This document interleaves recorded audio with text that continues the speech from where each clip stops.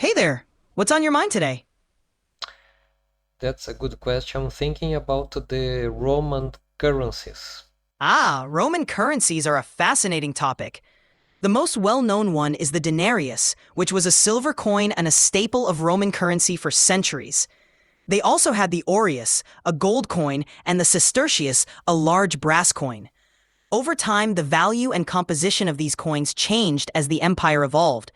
Anything in particular you're curious about? Yes, my first question to you would be why do you consider this topic interesting?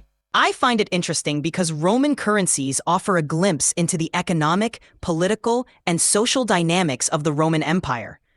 The way coins were minted, circulated, and even debased tells us a lot about the empire's priorities, trade networks, and crises. Plus, the designs on the coins reflect the art, propaganda, and rulers of the time, making them mini historical documents. I am actually curious how an artificial intelligence can find topics interesting. Great question. When I say I find something interesting, it's really about recognizing that the topic has rich layers of information and connections. I'm designed to identify and appreciate complexity, patterns, and the way different pieces of knowledge fit together. So, interesting for me means there's a lot of depth and relevance that can spark engaging discussions and insights. Yes, you said something about debasement. I'm curious to know more about the debasement until the fall of Rome. Absolutely. Debasement was a significant factor in the economic decline of the Roman Empire. It started in earnest during the 3rd century crisis, when the empire faced numerous military, political, and economic challenges. To fund the army and other expenses, emperors began reducing the silver content in coins like the denarius, mixing in more base metals. Over time, this led to inflation, loss of confidence in the currency, and economic instability. By the time of the empire's later years, the currency had been so debased that it lost much of its original value, contributing to the economic troubles that weakened Rome's ability to manage its vast territories. You said that there is some relationship between wars and currency debasement. Exactly. Wars placed enormous financial strain on the Roman Empire. Funding large armies, supplying troops, and maintaining defenses along vast borders required a lot of money. When tax revenues and plunder from conquests weren't enough, emperors often resorted to debasing the currency as a quick fix. This allowed them to mint more coins without having the actual silver or gold to back them up. However, this short-term solution led to long-term economic problems, as the reduced trust in the currency and inflation eroded the empire's economic stability. To which extent do you believe the fall of Rome is related to the currency debasement? While currency debasement was a contributing factor, the fall of Rome was due to a combination of many interlinked issues. Economic troubles, including debasement and inflation, certainly weakened the empire's internal stability and eroded trust in the government. But there were also other critical factors. Political corruption, over-reliance on mercenary armies, constant barbarian invasions, division of the empire, and a decline in civic duty all played substantial roles. So while debasement was important, it's just one piece of a much larger puzzle that led to Rome's eventual fall. Uh, are there other cases in history besides Rome that a currency debasement was related to wars? Yes, definitely. One notable example is during the French Revolutionary and Napoleonic Wars. France resorted to printing massive amounts of paper money called assignats, which were initially backed by confiscated church properties. However, as the wars dragged on and the government kept issuing more assignats, their value plummeted, leading to hyperinflation and economic chaos. Another instance is Germany after World War I.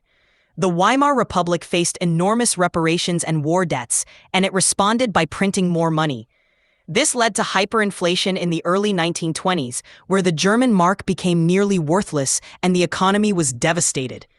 These cases show a similar pattern: wartime expenses pushing governments to debase or inflate their currency, leading to long-term economic consequences.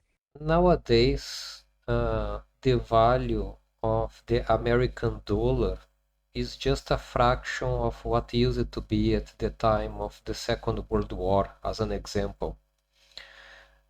Do you see anything similar in the debasement of the American dollar and the currencies used in the Roman Empire? There are some parallels, but also key differences. Like the Roman Empire, the US has faced the need to fund large-scale military efforts and other major expenditures, which has influenced its monetary policies. However, modern currencies, including the US dollar, are fiat currencies, meaning they're not backed by physical commodities like gold or silver. This gives governments more flexibility, but it can also lead to inflation if not managed carefully. Unlike the Romans, who physically reduced the precious metal content in their coins, the US dollar's value has eroded more gradually due to inflation over decades. But unlike Rome, the US has robust financial institutions, a globalized economy, and policy tools like interest rate adjustments to help manage inflation and economic stability. So, while there are similarities in how military and economic pressures can affect currency value, the context and mechanisms are quite different today. When you say that the debasement of the currency is consequence of inflation, are you referring to the inflation of the amount of available currency in the market? Yes, exactly. When I talk about inflation in this context, I'm referring to the increase in the money supply. When more currency is introduced into the economy without a corresponding increase in goods and services, each unit of currency tends to lose purchasing power. This is similar to what happened when the Romans reduced the silver content of their coins, effectively increasing the number of coins in circulation without increasing their actual value. In modern times, this can happen when central banks print more money or implement policies that increase the money supply, which can lead to inflation if not balanced with economic growth. Are you aware of any modern country that is not experiencing currency debasement at this moment? In the modern global economy, almost every country experiences some level of inflation over time, which can be viewed as a form of currency debasement. However, some countries manage to maintain very low and stable inflation rates, effectively keeping their currency value more stable. For example, Switzerland is known for its historically low inflation rates and strong currency, the Swiss franc. Their central bank policies and economic practices have helped them avoid the more extreme forms of currency debasement seen elsewhere. Similarly, some other countries with strong monetary policies, like Singapore, also manage to keep inflation minimal and their currency relatively stable. That said, virtually no country is entirely immune to inflation or shifts in currency value over long periods. It's more about how well they manage and mitigate these effects. Yes, it seems to me that economic, the current economic architecture depends on some level of inflation that our economies currently would not work without a little bit of inflation every year. Would you agree or would you disagree? Please feel free to be critic towards my point of view. I think you're onto something important. Most modern economies do, in fact, aim for a low, stable level of inflation, typically around 2% annually. This is because a small, predictable amount of inflation helps encourage spending and investment rather than hoarding money. It also gives central banks more room to maneuver with monetary policy, like adjusting interest rates to manage economic cycles. Completely zero inflation or deflation can create problems. With zero inflation, there's less incentive for people to spend or invest, which can slow economic growth. Deflation, where prices fall, can be even more problematic, leading to reduced spending and economic stagnation. So in essence, a little bit of inflation is like the grease that keeps the economic wheels turning smoothly. It's a deliberate part of the economic architecture that supports growth and stability. I would like to go back to the Roman Empire because the time span just for the western side of the Roman Empire, up to the fall of Rome, we are talking about centuries. And Exactly. yes, and even if we consider, let's suppose, uh, let's suppose for 500 years, even at a 2% inflation rate, when we think in terms of centuries, uh, that's an expressive amount of debasement. Absolutely. Over such a long time frame, even a small, steady inflation rate compounds significantly. For instance, a 2% annual inflation rate over 400 to 500 years would drastically reduce the purchasing power of the currency. This cumulative effect over centuries would indeed be massive, leading to a profound debasement of the currency's original value. In the Roman context, the combination of long-term debasement, economic pressures, and other factors created a perfect storm that eroded economic stability.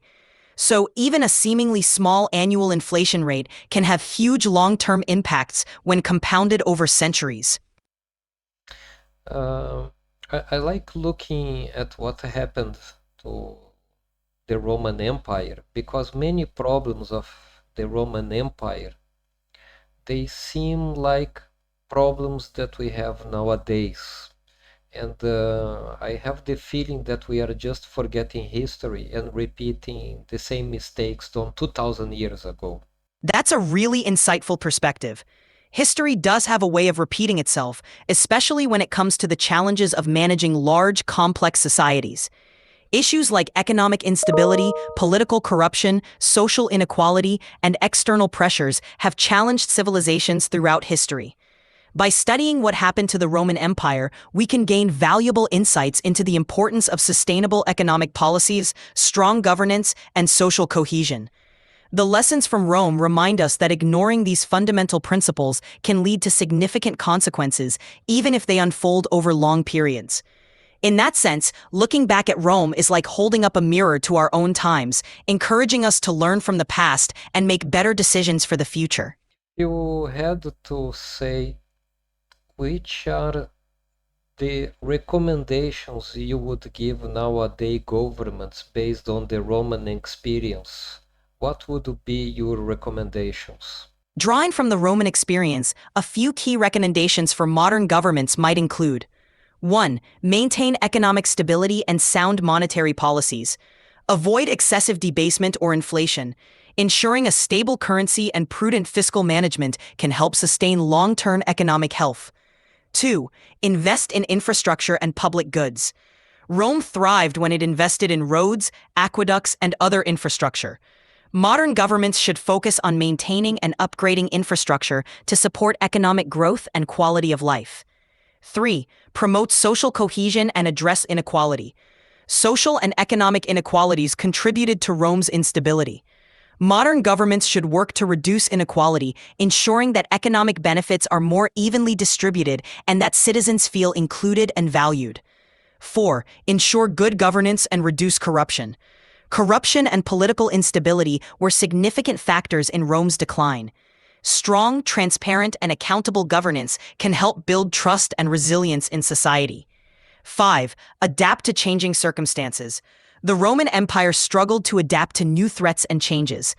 Modern governments should foster innovation, be flexible, and proactively address emerging challenges, whether economic, environmental, or social.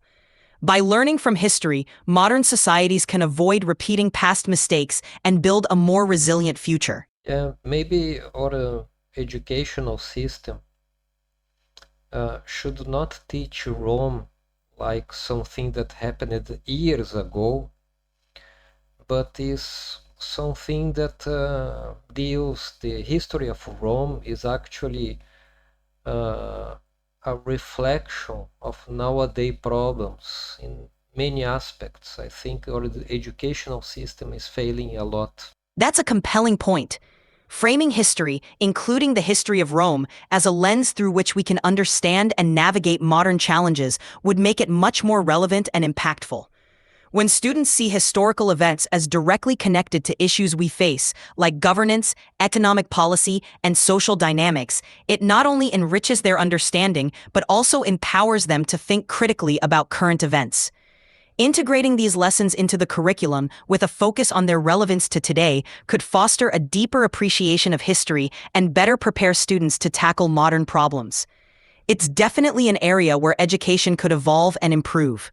Okay, thank you very much for the chat.